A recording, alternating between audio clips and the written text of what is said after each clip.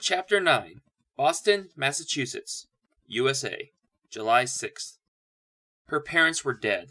Rita Nieko stood panting in a darkened doorway on Hanover Street in the north end of Boston, tears streaming down her cheeks.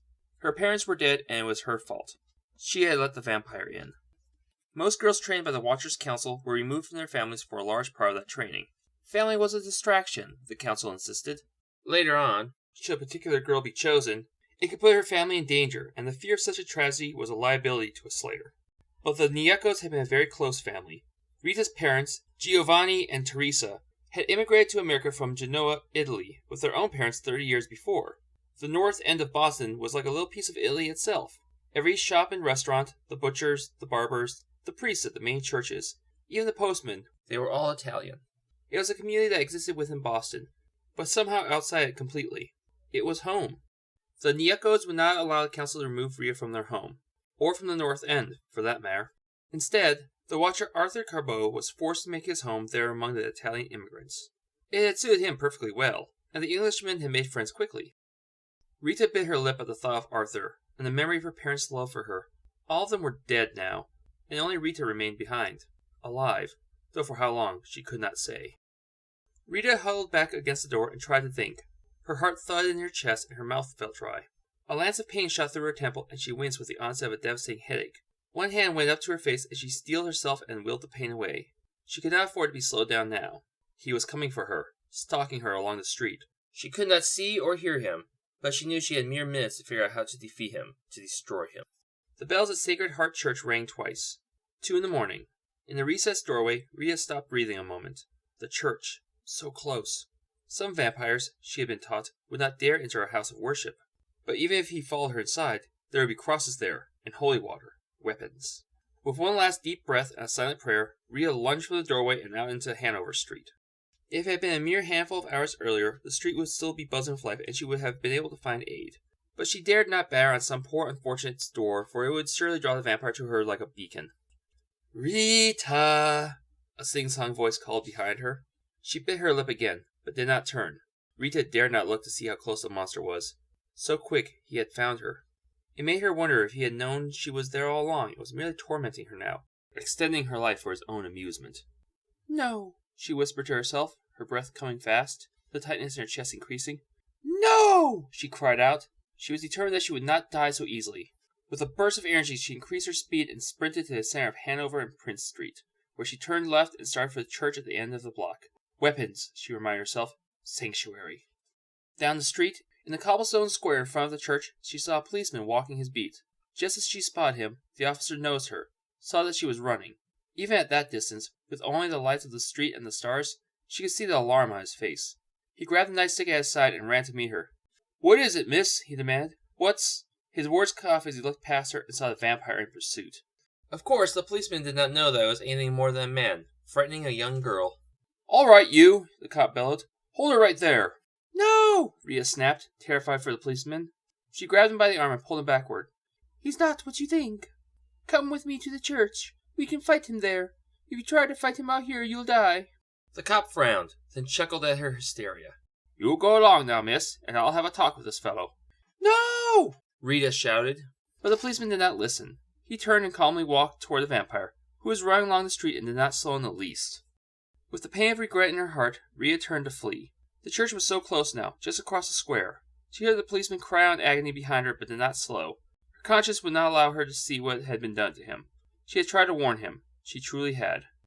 Her legs hurt from running so hard, but she bounded up the steps in front of the church, and a horrible thought occurred to her. What if the doors were locked?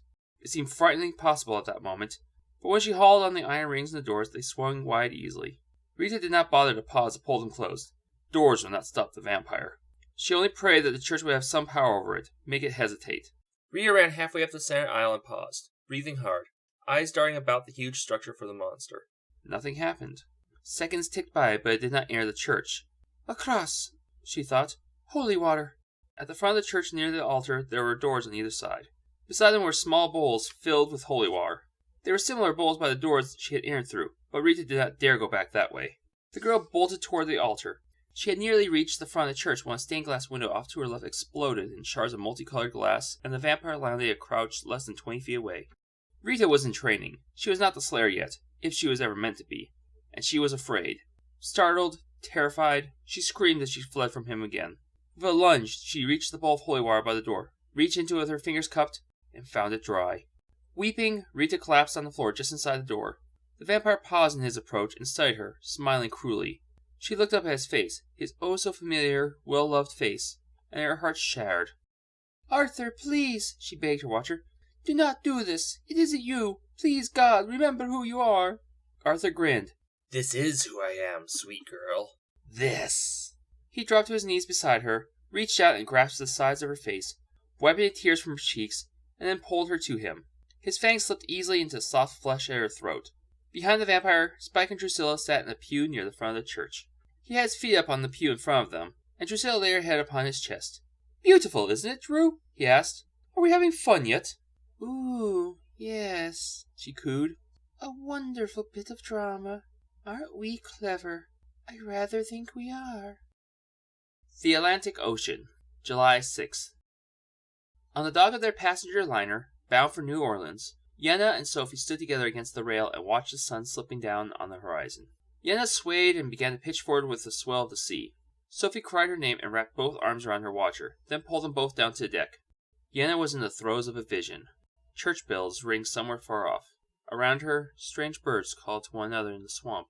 The water was up to her knees, and her bare feet are sucked into the muck below the surface with each step. She has somehow lost her shoes and can feel the slippery, grasping sludge pushing between her toes, closing around her ankles as if to trap her there. From somewhere behind her, Yenna can hear Sophie screaming for her to come back, crying out in frenzied tones. But Yenna presses on. She must.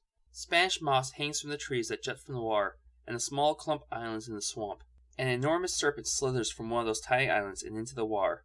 Its slithering makes odd patterns on the surface of the water for a few seconds, and then disappears into the murk. Yenna is frightened of the snake, feels terror of it run throughout her entire body, and yet she wants to follow, to catch it, to touch its cold, scaly flesh. Ahead she can hear something thrashing in the water, a snapping and clacking that is unlike any other sound she knows. Though the mire under the water attempts to hold on to her, she picks up her pace, wading swiftly through the swamp to a bit of soil above water level. There are trees and scrub upon it, and Yenna pulls herself up and peers through the vegetation. Beyond the trees, two alligators savagely attack each other. There is already blood in the water.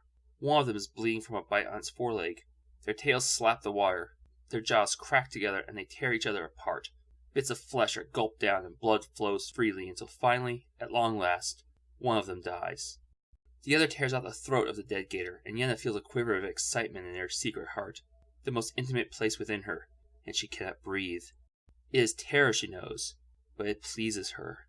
The surviving alligator slides beneath the surface of the swamp and glides about, sluicing the blood from its mottled skin. Slowly, but with obvious intention, it turns in the water and begins to swim toward land, toward Yenna. Only its reptilian eyes and the bump of its head are visible above the water until it reaches the tiny island. Yenna knows she ought to run, yet she is frozen.